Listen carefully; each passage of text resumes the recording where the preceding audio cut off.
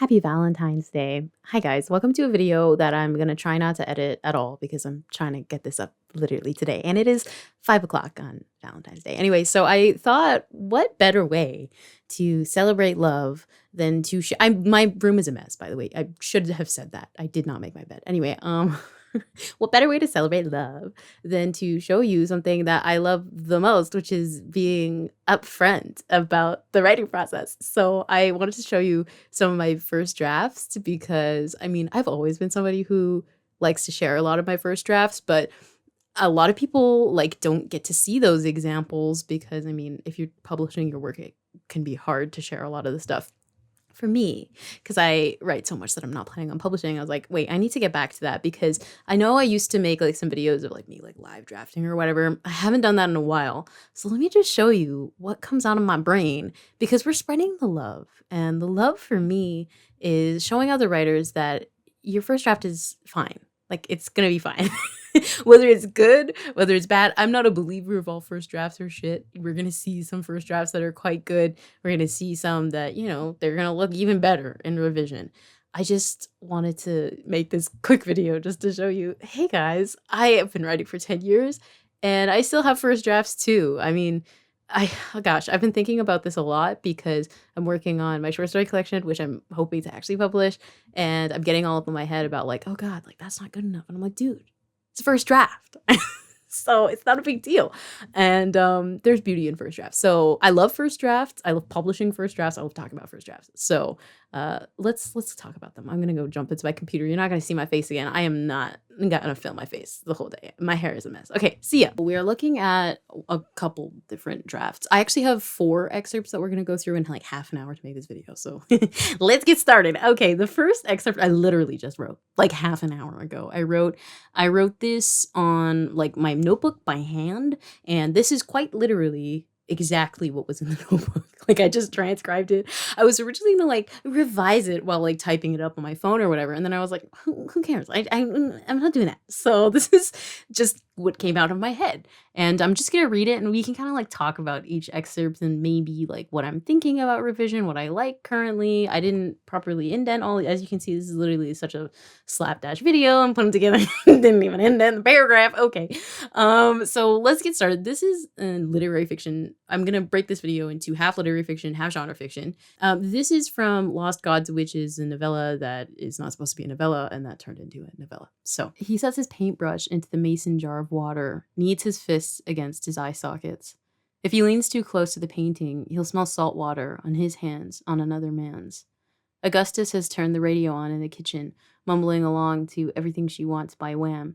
Something fries in the distance, bacon, breakfast sausage. Harrison lifts the brush again, knocking off the water with a clatter. He thinks of collecting pine needles in the woods and boiling them in water on a butane burner, cheersing after dusk and downing his mug like a shot so he sputters and they both laugh. And he thinks of another lifetime. This should say of. I did not type this out right. Of another lifetime. I'm not editing. I swear that's exactly what I meant to write of. I'm not even doing a good job of typing it because I'm typing it crooked. Anyway, and he thinks of another lifetime in another city, sitting on the floor as he goes through a vintage set of Baltimore stamps, leaning his head back in the sun for his lover to kiss. He smears paint on the canvas like he knows what he's doing, thinks of loving one man among the trees and being loved by another in Neon City. He thins the paint in one breath and thinks of men in the next, how they hurt, how they laugh, how they breathe, how they love. By the end of it, the painting is done and he's crying so badly, his vision becomes a kaleidoscope. I think this is great. This is a scene, sort of actually finishing a scene, so I think it's a great sort of transition into the next bit with the other character, Augustus, who's mentioned. He's going to show up. I actually have no idea what's happening here because I'm not actually writing this book. It's just one of the scenes that came to my mind that I wrote. So something that I like about this, I like the whole thing. I think the vibe is strong. I think we transition from fictive present to fictive past quite nicely. So we have this fictive present here with Harrison painting something. We don't know what he's painting. And then Augustus, who's this artist that he's been seeing in Lost Gods, is making breakfast, right? And then he kind of gets in this third paragraph here wrapped up in what he's doing. He's painting, and then while he's painting, he starts thinking about these relationships that he's been. Now this bit here, oh God, I turned the font red. Jesus. Oh, that's kind of like, no, wait, hold on. We'll keep it because it's kind of holiday-y. Okay. No, I'm just kidding. That's not going to be easy to read. Lovely content. 10 out of 10 quality content. So here, I think what is cool is we get, here we go, this memory here with Lonan, which if you read Mothwork, girl, if this is a new video, you have no idea who are these people that you're talking about. I will link a video where I explain the whole series, but Mothwork, which this story is an offshoot of, has Harrison in a relationship with this guy named Lonan. This section here is about Lonan, and it's like in the Mothwork timeline. Whereas this bit here is in the Changing States timeline, and Changing States is a novella that follows Harrison's like latest ex. Why is he always so messy in all these excerpts? Anyway, Jeremiah. And so we kind of have two timelines converging here. I think for a first draft, like that's girl. I did pretty good. Like the elegance and the execution is great. Nice.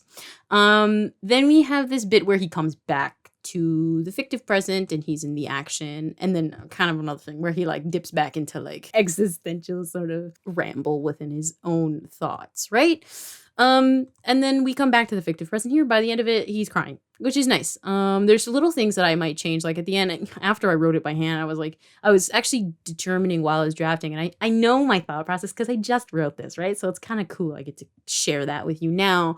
His vision becomes a kaleidoscope. I was wondering, I was like, should I just say like his vision kaleidoscopes or something? Like maybe I'm being mean to myself, but I am kind of like hesitant about like weirder verbs. I mean, it used to be a thing that I loved, and I'm still passionate about verbs, and it's something that I find interesting. In my current writing style, I don't necessarily use kind of like weird verbs or like, verbs that stick out as much. I still probably use on the stranger end of verbs. I probably am closer to stranger than sort of like, typical or expected, just because I like that. But I was kind of on the fence of like, do I want to put his vision kaleidoscopes? Maybe that's too much.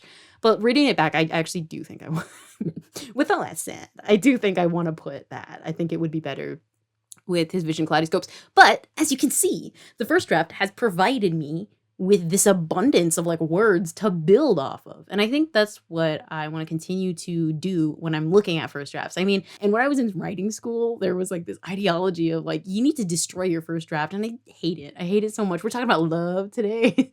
And one thing I love about writing is teaching and, being taught writing as a practice of kind of the creativity that's like intrinsic in you. And sometimes the ideology of like destroy the first draft, to me it felt kind of like, ew, like you're asking me to destroy myself, because the first draft almost feels like me, like on the page. It's what I first thought of. So there's nothing wrong with the first draft, even though there's like little things that might be awkward. Like there's some commas here are a bit awkward here, like he'll smell salt water, comma on his hand. Like that's we could probably delete one of those comments, but we're not editing this right now. I'm just sitting in the first draft being like, oh, there's actually quite a bit of content here that I can continue to build off of in future drafts. So this will probably get longer in a future draft, especially because I wrote it by hand. Typically when I write by hand, my writing can be a little bit thinner.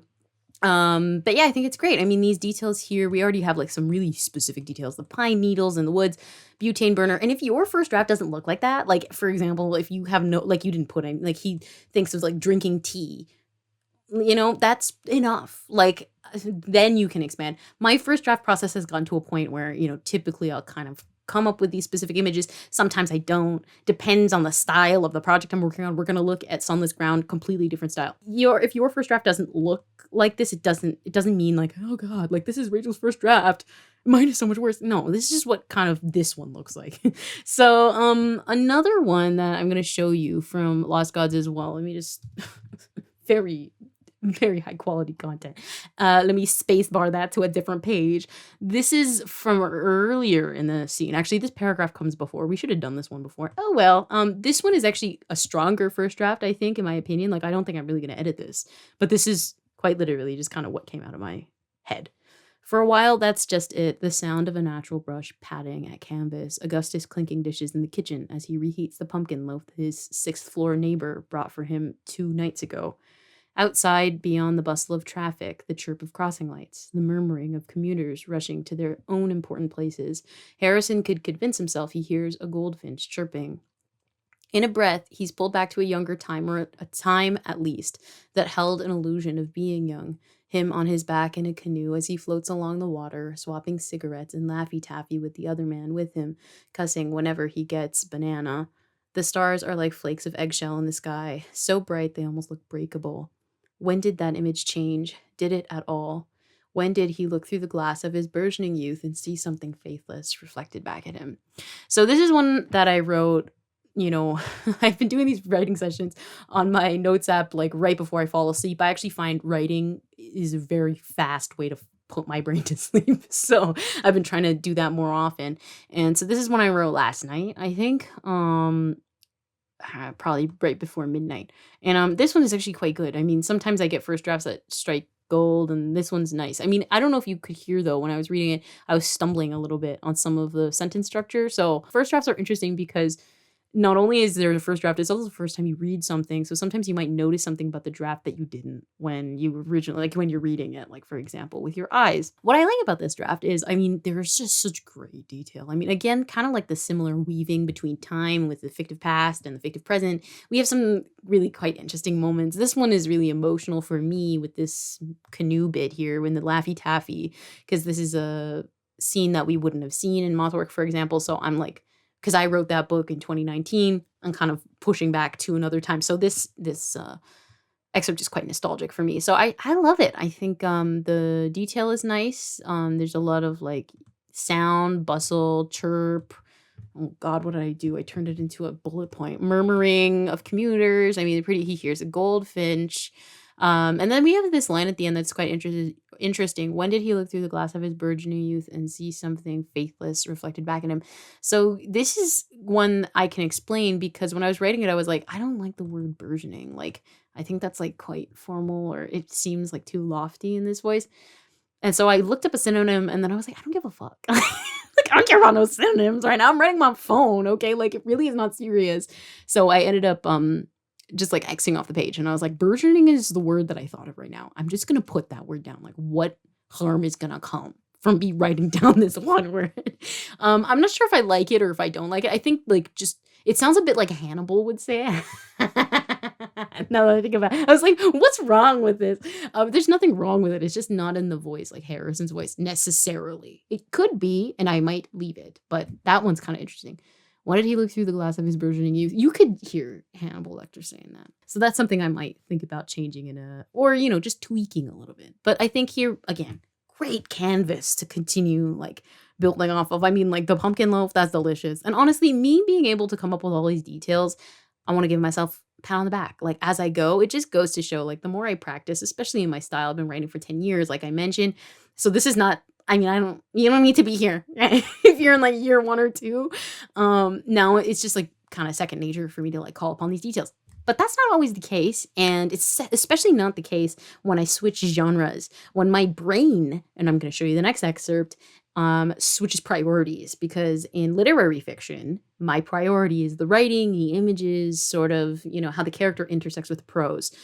My priority in genre fiction is typically the plot. And sometimes you'll see we get back to those literary roots, which is going to be the last excerpt. So let's look at this one that I have not reread. So there might be typos, and it's in Reeves' point of view in Sunless Ground. The context of the scene, just to give context of what this dialogue is about, Reeve has reunited with Foster, who's one of the side characters, for the first time in like several months. She thought he was dead. He thinks that she was dead, and like everybody that he loves is dead. So it's kind of like a momentous occasion. So here it is. Reeve stood, her order ready, and Foster followed, also securing a small white plastic bag with what she assumed was his dinner. Best vegan fried rice in this state, he said when he noticed her watching, exiting the restaurant with their arms linked. The night was cool, their breaths fogging ahead of them, a street lamp above them catching something sparkly in Foster's ear. Reeve stopped him immediately, reaching for the jewel that dangled off his right ear. You pierced your ear, she said, grinning, turning the amber gem in her fingers. The oval stone shone several tones of yellow and brown, so similar to a leather jacket she'd almost started to think of as synonymous to a friend that when she said, like Harrison's, her voice trailed off. Foster's body seemed to heavy at the sound of his best friend's brother's name. He reached for the earring too, twirling it before he dropped his hand. It's his birthstone, citrine. His face had gone blank, a strain behind his eyes that Reeve recognized. She saw it in her face every day. She didn't know for certain what happened to Harrison. Oh, I read that wrong. She saw it in her face every day. She didn't know for certain what happened to Harrison. Foster, she said, turning to him now and taking his hand. Again in his eyes was that rigid shield. What had he done to keep going, knowing he'd lost a family? How could anyone survive that experience?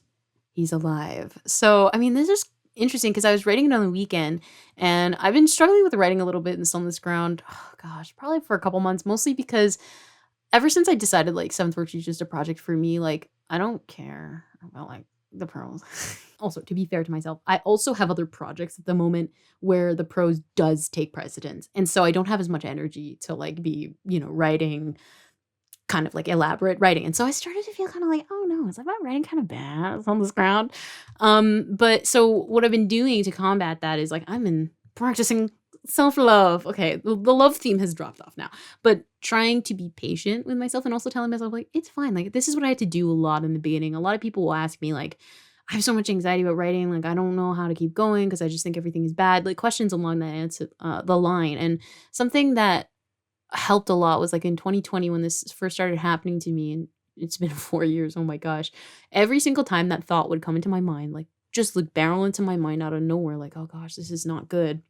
My battery's not running low. It's literally plugged in. Anyways, I would say it's okay. Like it's fine. I'm just gonna keep going. And that's the only thing that kept me going. And that's why I wrote on the weekend, like, I don't know, 5,000 words, because it doesn't matter. Like you're here for a reason. And some people, for the reason that they're writing, they want to really enjoy and savor the prose. You saw that in the previous excerpts.